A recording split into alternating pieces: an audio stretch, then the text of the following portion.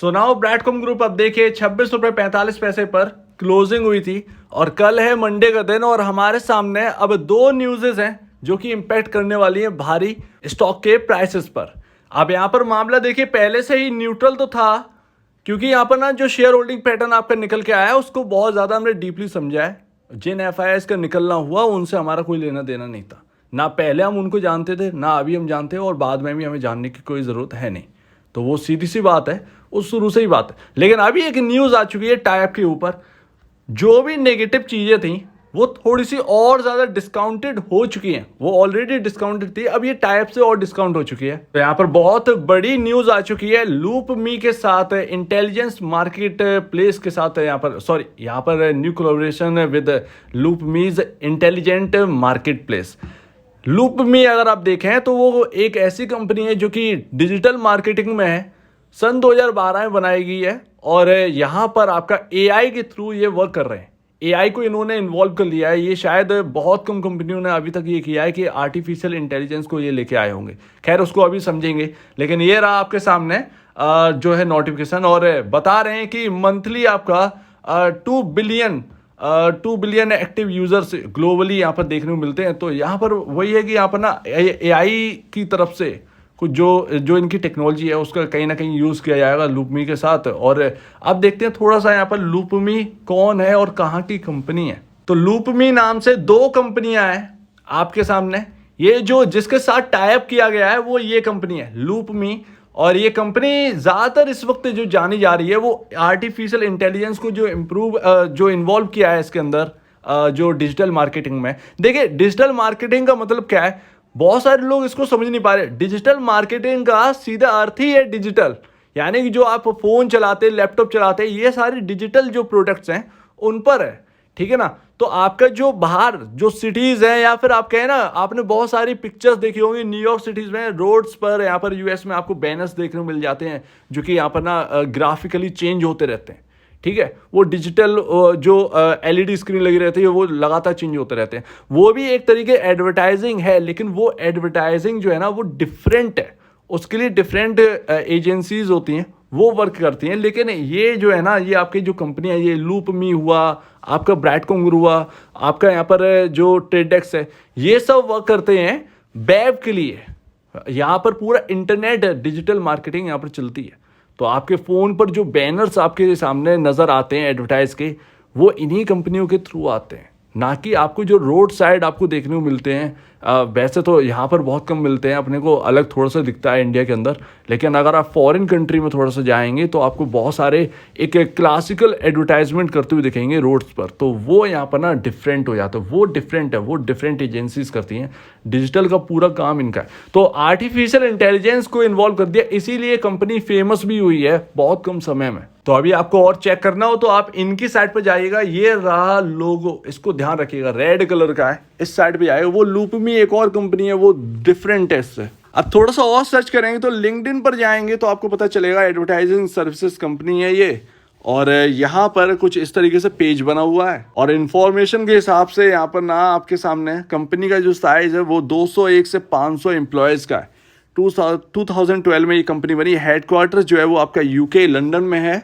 ये company AI driven है, mobile video advertising, मतलब एआई का ये इतना हैवी यूज़ है इसका कि जो यहाँ पर ना हम एक तरीके से डेटा निकाल कर बैठते हैं, ये आर्टिफिशियल इंटेलिजेंस और डेटा को कैच कर ले। मतलब आप जो चीज़ ढूंढ रहे हैं वो आपके सामने, मतलब आप जैसे ही एक जगह पर सर्च करेंगे ना, आपके सामने दूसरा, अगर आपने कुछ खोल लिया या वेब पर चले गए, उधर एडवर्टाइज आ रहा हो, तुरंत ही वहाँ पर आपको एडवर्टाइजिंग देखने को मिल जाएगी। तो ये मोबाइल वीडियो एडवर्टाइजिंग है, यहाँ पर मोबाइल मार्केटिंग बाकी वगैरह वगैरह, ये सारी चीज़ें इसके अंदर आ जाती। तो ये बेसिकली यहाँ पर ना एआई की वजह से फेमस है। और ये रहा कंपनी का जो हेडक्वार्टर का एड्रेस, ये रहा। तो अगर आपको सर्च करना है तो इसको भी कर लीजिएगा, गूगल मैप पर मिल जाएगा। देखिए 2023 फरवरी के हिसाब से एक रिपोर्ट आई थी, उसमें बता रहे थे कि यहाँ पर 2022 का जो आपका क्लोज हुआ था ईयरली, उस हिसाब से इनका जो रेवेन्यू है वो 150 मिलियन डॉलर का रेवेन्यू इन्होंने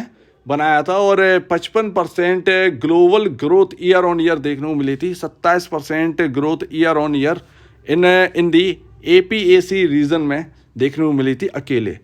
तो यहाँ पर बता दें कि यहाँ पर ग्लोबल हायरिंग जो है ना वो लगातार करते रहे थे।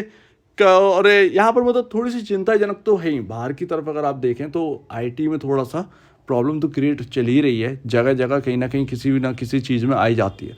तो उसके चलते भी इन्होंने ग्लोबल हायरिंग जो है ना वो कंटिन्यू रखी है। तो ये रहा लूप मी। और आप समझ गए होंगे कि आर्टिफिशियल इंटेलिजेंस के लिए ये कंपनी काफ़ी ज़्यादा जानी जाती है डिजिटल मार्केट में, जो इन्होंने आर्टिफिशियल इंटेलिजेंस करा है।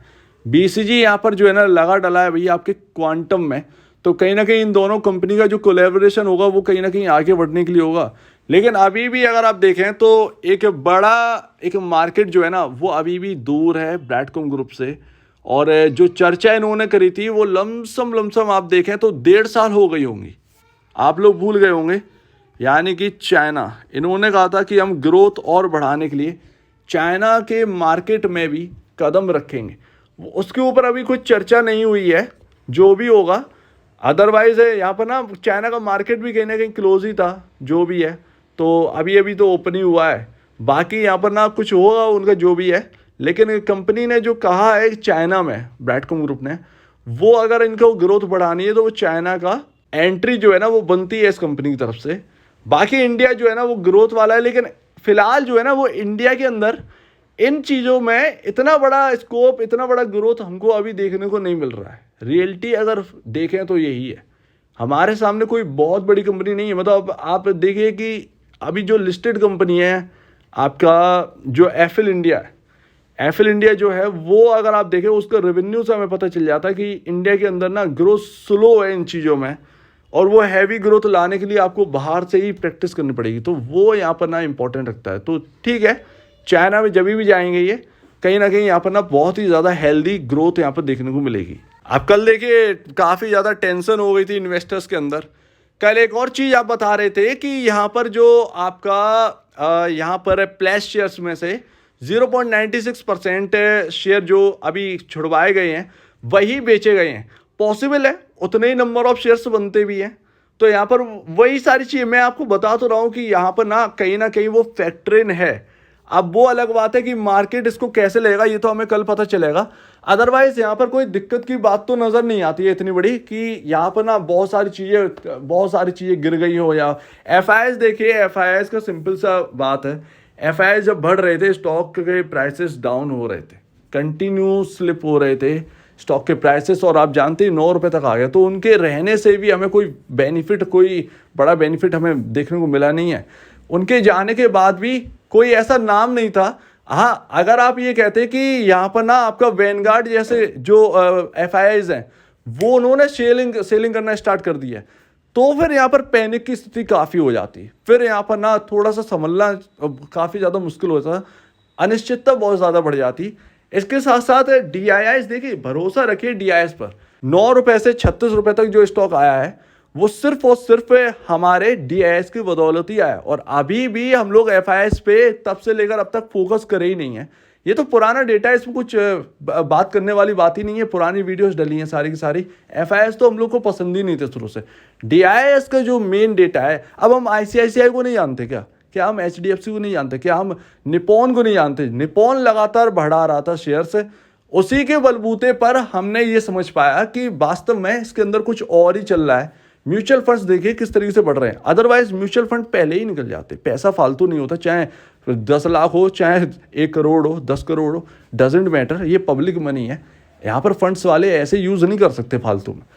तो ये भी अपने को समझना चाहिए। तो डीआईआईज इस वक्त बढ़ रहे हैं। डीआईआईज की वजह से अगर कोई कंसर्न आता है, बिल्कुल स्टॉक पर इम्पैक्ट होगा, हो सकता है वो बड़ा इम्पैक्ट भी हो, ठीक है ना। तो ये भी आप ध्यान रखिए। और देखिए इतनी ज़्यादा वॉलेटिलिटी अब स्टॉक में नहीं होगी। आप कहें कि 9 रुपये जाकर फिर 36 हो जाए, फिर यहाँ पर 57 फिर 36 आ जाए, ये इतना वॉलेटाइल ना नहीं होने वाला। तो वो आपको समझना चाहिए। अब वो नॉर्मल डेज में आ चुके हैं, वो गए दिन, वो यहाँ पर ना तब कोई जानता ही नहीं था कि सेबी पूछ क्या रही है। ये मेन रीज़न है जो कि मुझे समझ में आता है। अब ये मेरे को समझ में आता है, आपको क्या लगता है यहाँ पर बताइएगा कि क्या यहाँ पर ना पुरानी जैसी स्थितियाँ अभी भी बनी हुई हैं। बाकी प्रमोटर ने जो थोड़ा सा ही अगर 20 लाख शेयर्स गए हैं तो उसमें कोई बड़ी बात नहीं है। यहाँ पर अभी भी उनका 900 करोड़ का जो वैल्यू है शेयर्स की, वो अभी भी यहाँ पर है। तो अगर टूटेगा भी अगर शेयर, तो सबसे ज़्यादा नुकसान उन्हीं को होगा। अपने को तो है ही नुकसान, लेकिन उनको जो डैमेज होगा वो उन्हीं को पता चलेगा। मतलब ये आप समझिए, तो 900 करोड़ किसी के हाथ में हो वो बहुत बड़ी वैल्यू होते हैं। बेचने को जब आते हैं लोग, जब प्रमोटर बेचता है तो 10-10, 12-12% बेचे, तब तो समझ में आता है कि हाँ भैया यहाँ पर सब कुछ बुक करके कंपनी से भाग रहे हैं। लेकिन यहाँ पर 0.03% कम करी गई है। 20 लाख से 5 करोड़ रुपए का यहाँ पर ना आपकी वैल्यू घटती हुई दिखेगी। अब वो यहाँ पर ना आपका अगर प्लेस शेयर्स को बेचा गया है तो फिर कोई मतलब ही नहीं है, ठीक है ना। ये तो सिंपल सी बात है। तो 5 करोड़ कुछ नहीं है, 900 करोड़ के आगे आपको 5 करोड़ कुछ भी नहीं है। हालांकि तब होता है जब ये 90-100 करोड़ का यहाँ पर शेयर्स बेच लेते, तब यहाँ पर जरूर कहते कि ये प्रमोटर भाग रहे हैं लगता। तो वो चीज़ें यहाँ पर ना थोड़ी सी देखी जाती हैं। और कई सारी कंपनी का आप एग्जाम्पल दे रहे थे, एस्कॉर्ट कुबोटा के अंदर भी कुछ ऐसे ही हुआ था। FIS सडनली निकल गए और नेक्स्ट क्वार्टर में बहुत बड़ी यहाँ पर ना परसेंटेज में, इतनी बड़ी परसेंटेज में आए कि पहले कभी नहीं थे। तो ये भी यहाँ पर हुआ। तो वो जो भी ये प्लेयर हैं, ये अपने को FIS से लेना देना नहीं है, हमारे लिए DIS ही हैं जो भी हैं इस वक्त। FIS तो हमें शुरू से ही समझ में नहीं आए। और बाकी ध्यान रखिएगा यहाँ पर सपोर्ट ही है। बाकी यहाँ पर आपका 50 डेमा 24 के एवब हो चुका है, 24.60 के आसपास आ चुका है। 200 डेमा आप क्लोजिंग ही 200 डेमा के आसपास हुए हैं, तो ये एक अच्छी बात है। 200 डेमा से ही यहाँ पर ना आपका एक जंप आपको देखने को मिला है शेयर में, और 200 डेमा के ऊपर ही बंद हुए हैं, ये एक अच्छी बात है। तो आपके सामने ये रहा। बाकी कल मंडे को देखते हैं कैसा रिएक्ट करता है ब्रैडकॉम ग्रुप। मेरे ख्याल से कुछ पैनिक वाली बात है नहीं। बाकी स्टॉक के प्राइसेस को देखते हैं कि कैसा रिएक्ट करते हैं। सो उम्मीद आप इस बात को समझे होंगे, उम्मीद है आपको लूप में समझ में आ गया होगा कि कैसी कंपनी है और AI ड्राइवन है, ज़्यादा बेहतर है। तो आपका क्या कहना है इसके ऊपर कमेंट सेक्शन में कहिए। और अब वीडियो देखने के लिए बहुत धन्यवाद दोस्तों।